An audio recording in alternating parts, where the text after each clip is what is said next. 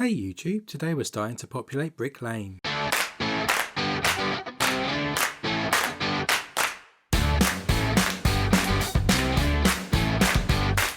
Hey everyone and welcome to Brick Talk TV. Welcome to our continuation of the Bricktown rebuild. If you missed any of our previous episodes, then do check the playlist linked in the top right or in the description below. Here you can see how we left Bricktown at the end of our last episode, where we started to place the bins, street signs and lights on our sidewalk. And in today's episode we're going to be starting to place some modular buildings back into Bricktown, and in particular we'll be focusing on Brick Lane. As a reminder, here is our plan diagram so you can see exactly where Brick Lane is in our city. And if we flip over now to the Lego room, this is actually the empty road as we see it today. So this is where we're going to be focusing our efforts. We're going to go through each modular building today and place them on our modular grids, and we started to build way back in the early episodes of this playlist.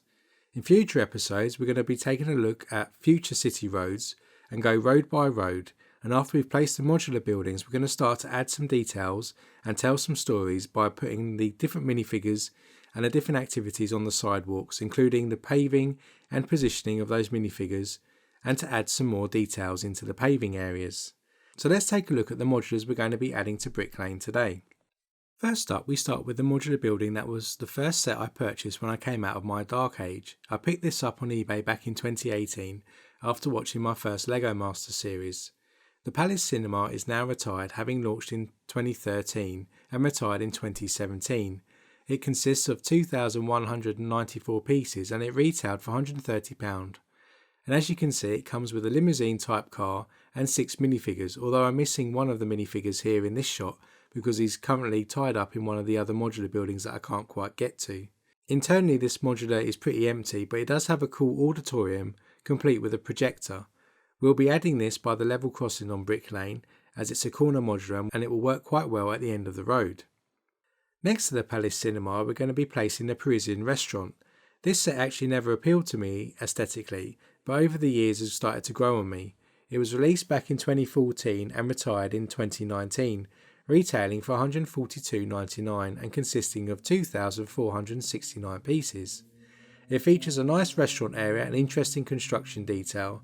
There is a story being played out in the restaurant as well as a couple are proposing during a meal, which is a nice touch and also helps to set the mood for the whole modular. It has a moped as well included alongside 5 minifigures. Next to the Parisian Restaurant we're going to be placing a MOC called Brick Square Post Office that was designed by Bricks 1980.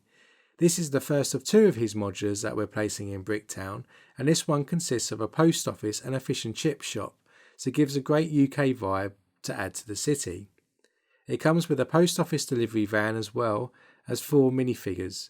It consists of 3,450 pieces, and I've completed a more in-detail review of this modular, including looking inside the details of it, and I did that when I first started this channel, so I'll put a link in the top right here so you can take a greater look. Next to the post office is one of my most favourite modular buildings, the Assembly Square. Built to commemorate the 10th anniversary of the modular building range released in 2017, this set sits on a base plate and a half in size and has architectural nods to the previous 10 modular buildings, and I think it looks great. The set is still available today and retails for £229, consisting of 4,002 parts. It's a great set. It features great techniques and amongst other things has a coffee shop, florist, bakery and dentist. Finally, next to Assembly Square we're going to be placing the Downtown Diner modular. This was released back in 2018 and retired in 2020. This set consists of 2,480 pieces and retailed for £129.99. It has a 1950s diner downstairs and a boxing gym and recording studio upstairs. I love the Art Deco style of this building and the colours they've used with the teal and the white, which I think gives a great contrast. But I think some Lego fans out there didn't really take to this style. It comes with a cool pink Cadillac and 6 minifigures, and it's going to complete the lineup of Brick Lane. So now we've taken a look at all the modulars in detail, let's actually start placing them on the modular grid foundations that we built earlier.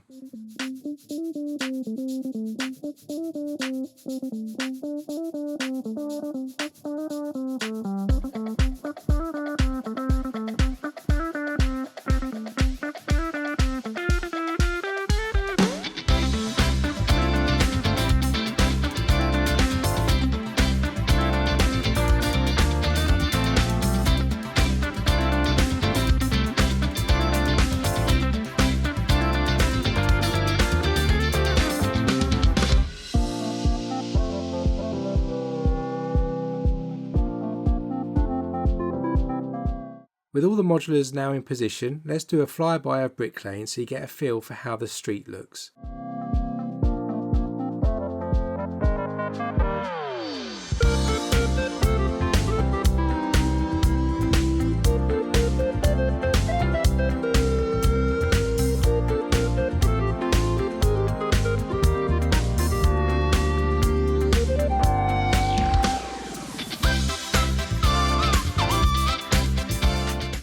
We've also added the vehicles to the nearby roads, and we'll complete the sidewalks with the paving in more detail in a future episode.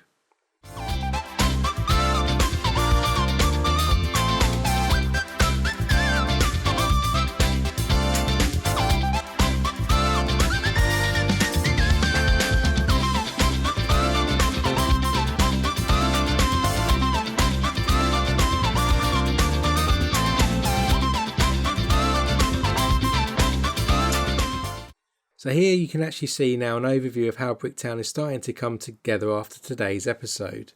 If you enjoyed this episode, do hit that like button and hit that subscribe button to be notified about our next episode, as in our next episode we're going to be adding a next set of modulars onto the road that's right next to Brick Lane, yet to be named. And as a reminder, if you would like to name the road, then do check out our previous video where we're running a competition where you can win some custom road plate tiles if your road name gets chosen. So until next time when we're looking at that road, stay safe and I'll see you then.